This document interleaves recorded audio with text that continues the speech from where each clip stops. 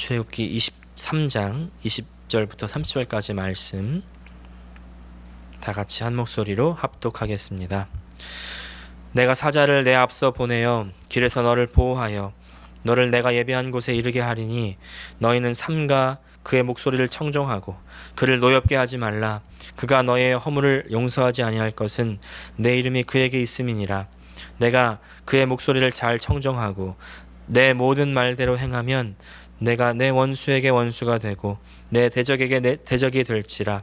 내 사자가 내 앞서 가서 너를 아모리 사람과 헷 사람과 브리스 사람과 가나안 사람과 히위 사람과 여부수 사람에게로 인도하고 나는 그들을 끊으리니 너는 그들의 신을 경배하지 말며 섬기지 말며 그들의 행위를 본받지 말고 그것들을 다 깨뜨리며 그들의 주상을 부수고 내 하나님 여호와를 섬기라. 그리하면 여호와가 너의 양식과 물에 복을 내리고 너희 중에 병을 제하리니 내 나라에 낙타하는 자가 없고 임신하지 못하는 자가 없을 것이라. 내가 너의 날수를 채우리라. 내가 내 위엄을 내 앞서 보내어 내가 이를 곳의 모든 백성을 물리치고 내 모든 원수들이 내게 등을 돌려 도망하게 할 것이며 내가 왕벌을 내 앞에 보내리니 그 벌이 히위 족속과 가나안 족속과 헷 족속을 내 앞에서 쫓아내리라. 그러나 그 땅이 황폐하게 되므로 들짐승이 번성하여 너희를 해할까 하여 1년 안에는 그들을 내 앞에서 쫓아내지 아니하고 내가 번성하여 그 땅을 기업으로 얻을 때까지 내가 그들을 내 앞에서 조금씩 쫓아내리라. 아멘. 오늘 출애굽기 23장 20절부터 30절까지 말씀을 중심으로 이번 생은 처음이라 이런 제목으로 함께 은혜를 나누기 원합니다. 최근에 락다운이 길어지면서 무엇을 해야 되나, 집에서 무엇을 해야 되나 이런 고민들이 많아졌습니다. 그 중에서도 지난번에 말씀드렸던 것처럼 넷플릭스를 보는 분들이 많아졌죠. 지난번에 넷플릭스를 볼 수 있는 기가 많이 팔렸다 이런 이야기도 해드린 적이 있는데요. 이제 이 넷플릭스에는 보니까 미국 영화, 미국 드라마만 있는 것이 아니라 한국 드라마, 한국 영화도 있는 겁니다. 아니 미국에 있는 사람들이 왜 한국 영화, 한국 드라마에 관심을 가질까 이렇게 생각하시는 분들도 있을 수 있는데 여러분 기억나십니까? 최근에 아카데미 시상식에서 봉준호 감독의 영화 기생충이 감독상, 작품상 비롯해서 4개 부분에 수상을 하지 않았겠습니까? 그래서 한국 영화에 대한 관심이 높아졌고 또 한국 드라마에 대한 관심도 높아졌습니다. 그래서 최근에 인터넷 신문을 보니까 미국 신문입니다. 미국 신문에 넷플릭스에서 볼만한 한국 영화, 한국 드라마 이런 제목의 기사가 뜬 겁니다. 그래서 뭔가 이렇게 쭉 봤더니요, 제가 목록을 추천드리려고 하는 것이 아니라 이제 그 중에 재밌는 제목이 눈에 띄었습니다. 그 제목이 바로 이번 생은 처음이라였습니다. Because this is first life. 그런 제목이었는데 줄거리를 보니까 이렇습니다. 집주인이 남자입니다. 남자가 이제 집을 샀는데 이 자신의 월급으로 이 집값을 내기가 빠듯한 것이죠. 그래서 이제 하우스메이트를 구해야 되겠다. 하우스메이트를 구해서 그 세를 받아가지고 그 돈으로 집값을 메꿔야 되겠다 해서 이제 하우스메이트를 구했는데 이름을 보고 구했는데 남자인 줄 알았는데 보니까 여자였던 거예요. 그러면서 이 집주인인 남자와 또 하우스메이트는 여자가 한 집에 살면서 벌어지는 이야기를 다룬 드라마였습니다. 이 내용이 어떻게 흘러가냐면 삶의 현실이 무겁고 버거운 거예요. 그래서 집 한 칸을 마련할 수 없는 그런 능력이 없는, 그래서 또 결혼도 할 수 없는, 인간관계도 포기해야 되는 그런 이제 젊은이들의 삶을 다룬 겁니다. 그래서 이런 젊은이들을 한국에서 뭐라고 부르는지 아시죠? N4 세대. 다 포기했다고 해서 N4 세대라고 합니다. 이번 생이 처음이라 다 어렵고 힘들다. 그런 내용의 그런 드라마였습니다. 그래서 이번 주의 설교를 이렇게 정해봤는데요. 이번 생이 처음이라 힘겹게 느껴질 때, 어렵게 느껴질 때, 여러분 그때 우리에게 필요한 것이 무엇입니까? 내가 어려움을 겪고 있는 그 어려움을 겪어본 사람, 그리고 해결해 본 사람, 그래서 나에게 도와줄 수 있고 나에게 조언해 줄 수 있는 사람, 그 사람 아니겠습니까? 그런 존재가 누구예요? 그런 존재가 멘토가 될 수 있고 가이드가 될 수 있습니다. 너무나 많은 사람들이 그런 가이드, 그런 멘토를 찾아서 다니고 있죠. 인터넷에 그런 멘토, 그런 가이드를 찾는 사람들이 너무나 많습니다. 그래서 게시판에 별의별 글들이 다 올라옵니다. 님님님, 내가 이런 어려움이 있어요. 내 시어머니가 이래요. 내 시댁 식구들이 이래요. 내 남편이 이래요. 내 아내가 이래요. 내 친구가 이랬어요. 나에게 이런 어려움이 있고, 이런 경제적인 어려움, 이런 법적인 어려움이 있어요. 다 글을 씁니다. 그러면 그 밑에 다 사람들이 조언을 달아요. 자기의 생각을 답니다. 어떤 글들은 공감을 받고 어떤 글들은 질타를 받기도 하는데요. 무슨 얘기냐면 다 사람들이 그런 멘토, 그런 가이드를 갈구한다는 것이죠. 그런 글들을 보게 되면, 또 그런 댓글들을 보다 보면 참 도움이 되는 그런 글들이 있습니다. 그런데 그 글들이 전부 다 그 사연자의 내용과 정확히 일치하지는 않습니다. 그런 것들을 발견하게 돼요. 왜 그렇습니까? 왜냐하면 사람의 경험과 지식에는 한계가 있기 때문이죠. 100% 해결해 줄 수 있는 사람이 없다는 것입니다. 우리가 여행을 가면 가이드가 있어서 우리가 가야 할 만한 곳, 우리가 가기 좋은 곳, 정말 또 좋은 곳, 새로운 곳으로 이렇게 인도해 주듯이 우리 인생에도 그런 가이드가 있다면, 그래서 내가 가야 하는 곳으로, 내가 해야 되는 것으로 인도해 준다면 얼마나 편하겠습니까? 그런데 사람들 가운데에서는 그런 가이드가 없다는 것이죠.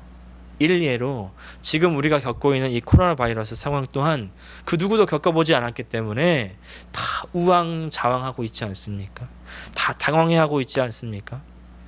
아까도 말씀드렸던 그 드라마 제목처럼 누구에게도 처음인 이런 삶의 상황 가운데에서 우리를 이끌어줄 수 있는 가이드가 있다면, 어떤 질문에도 대답해 줄 수 있는 그런 멘토가 있다면 얼마나 좋을까, 이런 생각하지 않겠습니까? 오늘의 말씀은요, 그런 우리의 생각, 우리의 질문에 대답을 해 줍니다. 하나님께서 우리 인생의 가이드가 되어 주신다는 것입니다.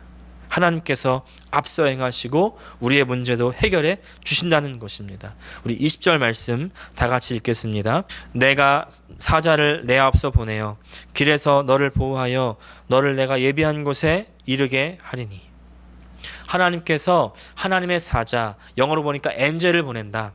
엔젤이라고 하니까 천사라고도 할 수 있지만 잘 보니까요, 하나님께서 이 사자의 말에 순종하라고 하고 또 화나게 하지 말라고 합니다. 그의 말을 잘 따르지 않으면 심판을 한다, 이렇게 말합니다. 21절 말씀입니다. 너희는 삼가 그의 목소리를 청정하고 그를 노엽게 하지 말라. 그가 너희의 허물을 용서하지 아니할 것은 내 이름이 그에게 있음이니라. 그냥 사자, 그냥 천사는 아닌 것을 알 수 있는 대목이죠. 많은 학자들이 이 사자를 그냥 천사가 아닌 하나님 자신을 나타내는 것이다 라고 이야기하는데 큰 이견이 없습니다. 이사야서에서도 또 말라기서에서도 이런 언급이 되는데요. 여러분 기억나십니까? 아브라함에게 새 천사가 나타났을 때 그때 나타났던 천사 중에 하나님이 계셨던 것처럼 그 하나님의 사자가, 다시 말해서 하나님 자신이 우리보다 먼저 가셔서 우리를 보호하시고 하나님께서 예비하신 곳으로 인도하신다는 것입니다. 여러분, 나의 가이드 되시고 인도자 되시고 목자 되시고 보호자가 되시는 하나님, 그 하나님이 나의 하나님이시라는 것을 기억하시기를 바랍니다. 그런데 여행 가이드는요, 좋은 곳, 멋진 곳, 그리고 안전한 곳으로만 인도합니다. 근데 우리 인생의 가이드 되시는 하나님께서는 여행 가이드와는 조금 다른 것을 볼 수가 있습니다. 오늘 말씀을 통해서 하나님께서는 어떤 가이드가 되시는지, 우리를 어떻게 보호하시고 또 어떻게 예비한 곳까지 인도하시는지를 함께 알아보기 원합니다. 첫 번째, 하나님께서는 내 편이 되어주신다는 것입니다. 하나님께서 내 편이 되어주십니다. 22절 말씀입니다. 내가 그의 목소리를 잘 청정하고 내 모든 말대로 행하면 내가 내 원수에게 원수가 되고 내 대적에게 대적이 될지라. 제 첫째 동생이 초등학교 2학년 때입니다. 제 동생이 어릴 때는 좀 적극적이고 그리고 조용한 아이였습니다. 그래서인지 이제 남자 학생들이 좀 심하게 놀렸습니다. 자주 저한테 와서 남자애들이 나를 못 살게 군다고, 막 그렇게 나에게 하소연을 했던 그런 기억이 있습니다. 근데 그때마다 저는 어떻게 얘기해 줬냐면 제 어릴 때 기억을 떠올리면서 얘야, 사실 남자들은 관심 있는 여자한테 놀리는 거야. 관심 없으면 얘기도 안 해. 이렇게 대답을 해주곤 했습니다. 그런데 하루는 울면서 집으로 온 겁니다. 그러면서 저한테 이야기하기를 자기 가방을 쓰레기통에 숨겼다는 것입니다. 던졌다는 것입니다. 그래서 제가 이건 좀 도를 넘었다, 이건 좀 선을 넘었다, 이런 생각이 들어서 이제 동생한테 내가 혼내주기로 약속을 했습니다. 근데 제가 동생과 나이 차이가 좀 납니다. 6살 차이가 나는데 이제 제 동생이 초등학교 2학년 때 저는 중학교 2학년입니다. 근데 사실 제가 키가 그렇게 큰 편이 아니죠. 근데 이제 큰 편은 아니지만 제 친구들 중에 큰 아이들을 이제 부탁을 좀 해가지고 두세 명에게 야, 나 이런 일이 있는데 좀 같이 가달라고, 맛있는 거 사줄게, 이러고 이제 친구들과 함께 동생 학교로 찾아가는 겁니다. 토요일이었습니다. 지금도 그러는지는 모르겠는데 당시에는요, 초등학교는 4교시고 중학교는 3교시입니다. 그래서 중학교가 더 먼저 끝났습니다.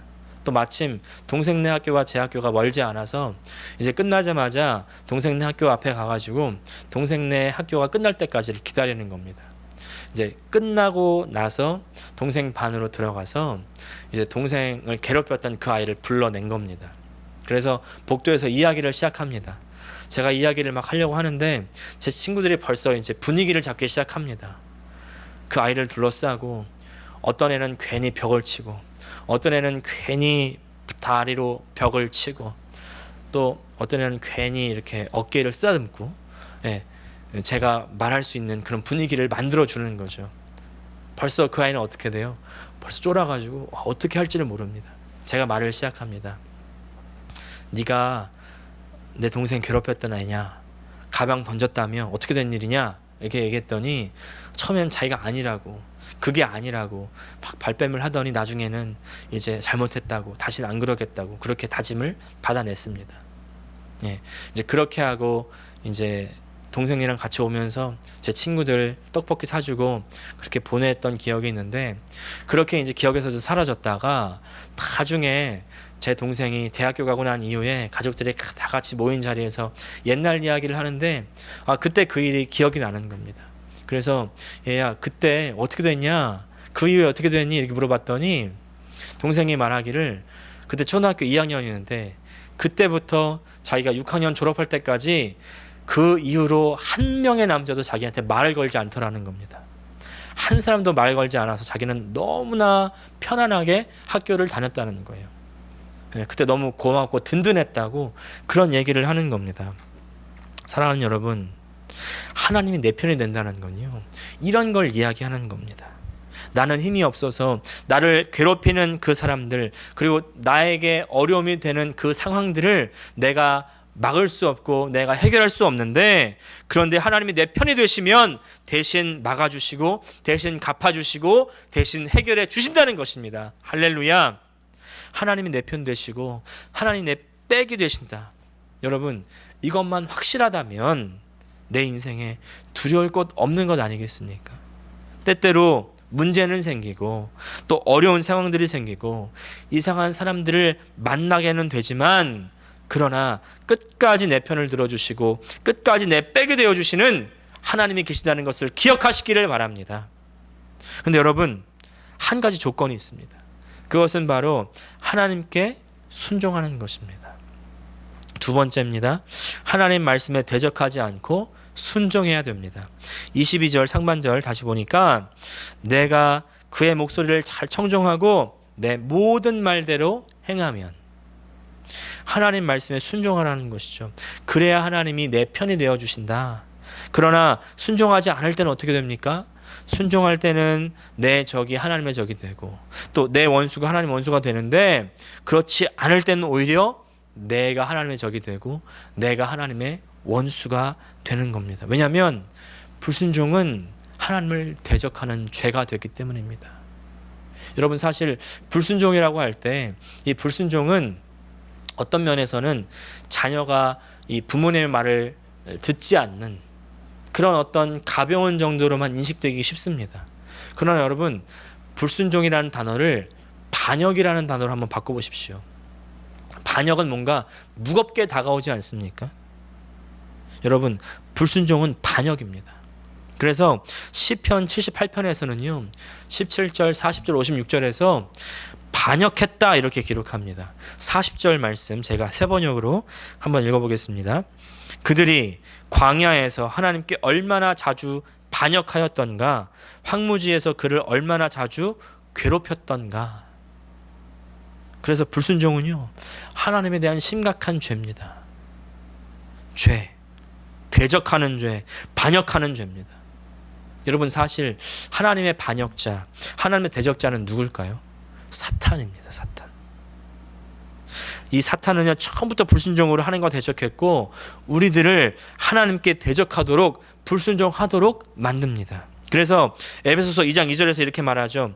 그때 너희는 그 가운데서 행하여 이 세상 풍조를 따르고 공중의 권세 잡은 자를 따랐으니 곧 지금 불순종의 아들들 가운데서 역사하는 영이라. 사탄이 이 불순종의 아들들 가운데서 역사하는 겁니다. 불순종하는 사람들은 그래서 누구 안에 있습니까? 사탄의 소속이 되어 있는 겁니다. 그렇기 때문에 그들의 최후는 하나님의 진노인 것이죠. 에베소서 5장 6절입니다. 누구든지 헛된 말로 너희를 속이지 못하게 하라.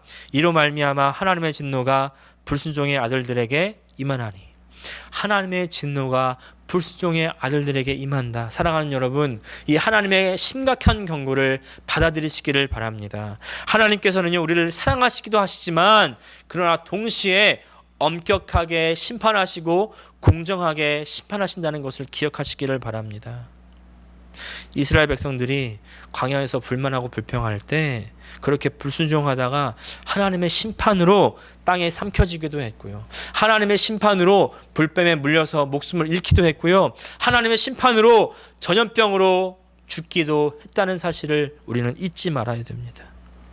하나님을 경외하고 두려워하고 그 말씀을 청종해서 반역하지 않는 저 여러분 되시기를 축복합니다. 그러면 하나님께서 내 편이 되어 주시고 책임져 주십니다. 그런데 하나님께서 책임져 주신다는 것은요 하나님께서 뭐든지 다 알아서 척척척 해주신다는 이야기는 아닙니다. 세 번째입니다. 우리도 해야 할 일이 있습니다. 23절과 24절 그리고 25절 상반절 말씀입니다.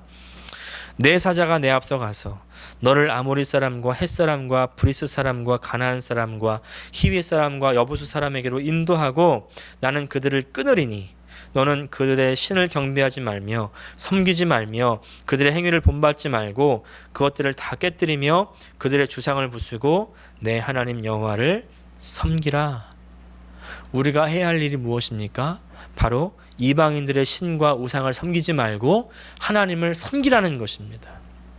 근데 사실 전 이 구절을 읽으면서 참 이해가 안 됐습니다. 아니 하나님께서 앞서 행하시면서 인도해 주신다고 한다면 제 생각에는요 아예 이방 신들이 없는, 우상들이 없는, 적들이 없는 그런 이방인들이 없는 곳으로 인도해 줄 수 있지 않을까. 그리고 아주 먹을 것이 풍부하고 아주 물이 많은, 그래서 편안하고 안락한 곳으로 인도해 주시면 되지 않는가. 근데 왜 하필 인도하셔도 아모리 사람, 헷 사람, 브리스 사람, 가나안 사람, 히윗 사람, 여부수 사람이 있는 그곳으로 인도해 주시는가. 아니 너무 이상하다, 너무 이율배반적이다, 이런 생각이 들었습니다. 근데 사실 여러분 여기에 하나님의 픽처가 있는 겁니다. 큰 그림, 큰 계획이 그 안에 있다는 사실이에요. 29절과 30절 말씀 보니까요. 그러나 그 땅이 황폐하게 되므로 들짐승이 번성하여 너희를 해할까 하여 1년 안에는 그들을 내 앞에서 쫓아내지 아니하고 내가 번성하여 그 땅을 기업으로 얻을 때까지 내가 그들을 내 앞에서 조금씩 쫓아내리라. 이게 무슨 말입니까? 하나님께서는 당연히 능력이 있으시기 때문에 모든 문제를 다 깨끗하게 해결해 줄 수 있습니다. 단번에 치워줄 수 있습니다. 다시 말해서 이스라엘 백성들을 단번에 이집트에서 탈출시킬 수도 있었고 또 단번에 가나안 땅으로 젖과 꿀이 흐르는 그 약속의 땅으로 인도해 줄 수도 있었습니다. 또 그 안에 거주하고 있는 모든 가나안 거민들을 다 없애버릴 수도 있으셨죠. 그러나 그렇게 되면 땅이 어떻게 된다는 겁니까? 황폐해진다는 것입니다. 왜 그럴까요? 아무리 땅을 줘도 그 땅을 관리할 능력이 안 되면 그 땅을 다 버리게 되는 것입니다. 왜 그럴까요? 이스라엘 사람들이 400년 동안 이집트에서 무엇을 하던 사람들이었습니까? 이집트에서 종노릇만 하던 사람들이었습니다. 노예로 살던 사람들이었습니다. 그 사람들에게 갑자기 땅을 주고 갑자기 나라를 해봐라 이렇게 한다고 해서 나라가 뚝딱 만들어지는 것은 아니겠죠. 그렇지 않다는 겁니다. 이 사람들이 싸우는 법도 배워야 되고요. 나라를 다스리고 통치하는 법도 배워야 되지 않겠습니까? 그래서 이스라엘 백성이 번성해서 그 땅을 기업으로 얻을 때까지, 다시 말해서 정말 자기의 것으로 삼고 잘 통치하고 관리할 수 있을 때까지 조금씩 쫓아주신다는 것입니다. 자, 예를 들어서 대기업 회장님에게 아들이 있습니다. 이제 은퇴할 나이가 되었습니다. 이제 자기 아들에게 은퇴하고 나서 물려줘야 될 텐데 자기 아들을 가만히 보니까 이 흥청망청 놀 줄만 알고 쓸 줄만 알지 이 회사를 경영하는 것에 대해서는 전혀 문외한입니다. 지금이야 이제 전문 경영인들이 있고 또 이제 세습하는 것이 비윤리적인 것이다 이런 공감대가 있으니까 그렇지만요, 제가 어릴 때는 자기 아들에게 물려주는 것이 일반적인 것 아니었겠습니까? 자, 이제 물려줘야 되는데 그렇다고 해서 자기가 일군 이 기업을 아무 능력이 없는 아들에게 맡겨줘봤자 망하기밖에 더 하겠냐는 것이죠. 자, 이 회장님이 그 아들을 자기 회사 가장 말단으로 입사를 시킵니다. 밑바닥부터 배우게 하는 것이죠. 일을 배우게 하고 또 해외로 연수도 보내고 그렇게 해서 경영을 배우게 하고 이제 회사를 알게 하고 경영을 배우게 해서 성장시킨 다음에 인정이 되면 그때 자신의 기업을 물려줄 수 있는 것처럼 하나님 방법도 똑같은 것입니다. 복을 줄게 약속하신 다음에 복을 딱 주고는 그것으로 끝나는 것이 아니라 복을 받을 수 있는 사람, 복을 받아서 그 복을 사용할 수 있는 사람으로 성장시키시는 것이죠. 그 다음에 복을 주시는 것입니다. 이스라엘 백성을 그렇게 성장시키는 도구가 바로 누구라고요? 그 사람들이 바로 브리스 사람, 아모리 사람, 헷 사람, 가나안 사람, 히위 사람이라는 것입니다.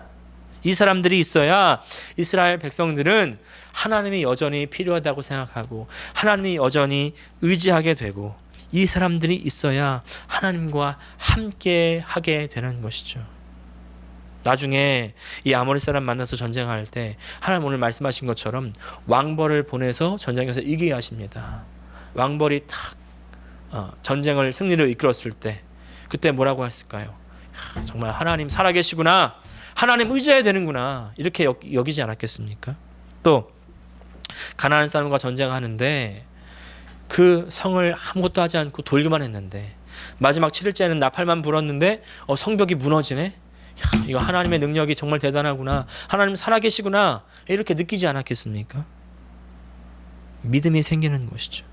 무슨 말이냐면 전쟁에서 싸워서 이기는 것도 하나님 필요하고 또 나라를 다스리고 통치하는 것도 하나님 힘으로 해야 되고 하나님과 함께 해야 되고 하나님 의지해야 되고 하나님과 동행해야 된다는 것을 조금씩 배워 나가는 것이죠.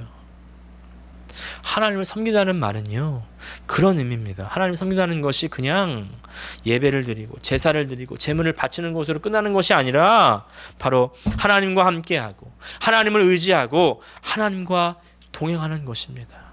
우리도 마찬가지입니다. 우리가 당하는 고난이 저 여부 사람과 같을 수 있습니다. 우리가 당하는 이 코로나 바이러스가 햇사람이 될 수가 있습니다. 우리가 당하는 법적인 문제가 저 가나안 사람이 될 수가 있습니다. 나를 힘들게 하는 그 사람이 바로 히위 사람이 될 수가 있습니다. 그 문제와 그 상황들을 통해서 하나님을 의지하는 것을 배우게 되고 하나님을 섬기는 것을 배우게 되는 것입니다. 나는 하나님 없이는 살 수 없는 사람이라는 것을 깨닫게 하는 것이죠.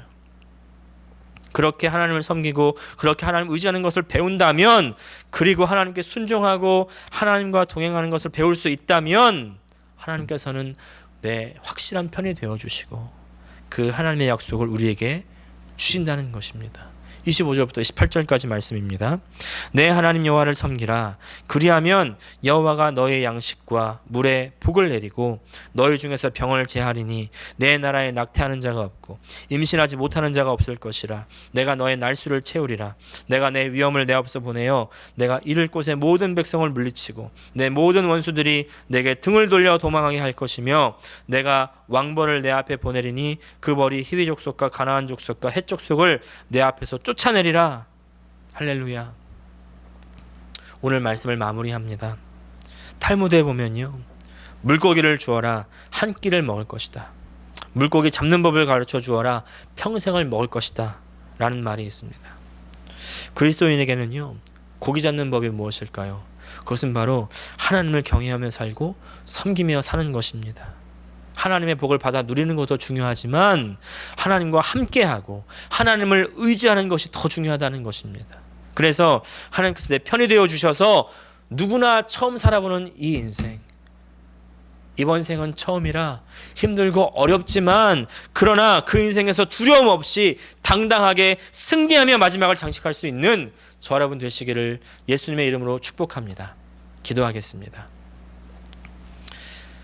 하나님 아버지, 이번 생은 처음이기 때문에 너무나 힘들고 어려움 가운데 있지만 그러나 그 가운데 하나님 우리의 앞서 행하셔서 그 길을 예비하시고 그 모든 적들을 물리쳐 주시고 나를 인도해 주시는 하나님, 내가 하나님의 그 말씀에 청종하게 하여 주시고 거역하지 않게 도와주시고 배역하지 않게 도와주시고 사단 가운데 속하지 않게 하여 주시고 이제 다 돌이켜 나와서 오직 하나님 한 분만을 따라가며 하나님 한 분만을 의지하며 하나님과 동행할 수 있는 정말 하나님을 섬기며 살아가는 내가 될 수 있도록 주님 도와 주시옵소서.